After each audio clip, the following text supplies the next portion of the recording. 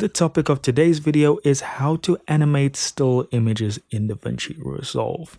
And this is actually really easy because we're just going to use keyframes. So we're going to work in the Edit tab. And here is our still image. And we want to click on that. And that'll bring up the inspector on the side. If it doesn't pop up, just click on the inspector on the top right here.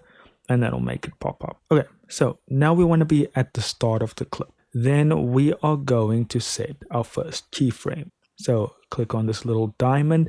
That is if you want zoom. If you want rotation, click on the diamond next to that, and so forth. Pretty much anything can be keyframed.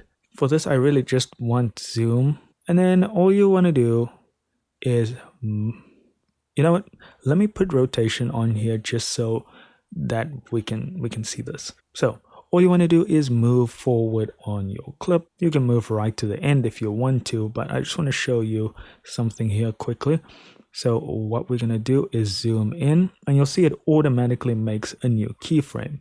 Now, if I go back and I play this for you, you're going to notice this is way too fast, right? So instead of needing to go into whole new menus, you can see you've got a little button here next to your keyframe, and that lets you move between keyframes. Then you can just deactivate it and everything's back to normal. And then reset your keyframe wherever you want it to be. So we'll put keyframes on the center and at the end. And now let's add the spice of putting this random rotation in.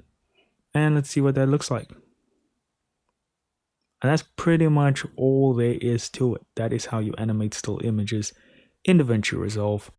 One other thing I want to show you before we head off is that you can also adjust keyframes with this little button in the track here.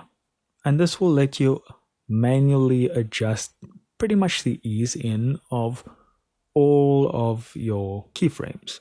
And this little drop down will give you for rotation, for zoom X, zoom Y, and so forth. So that is all I've got for you today. Thank you so much for watching. Do consider liking and subscribing, and I'll see you in the next video.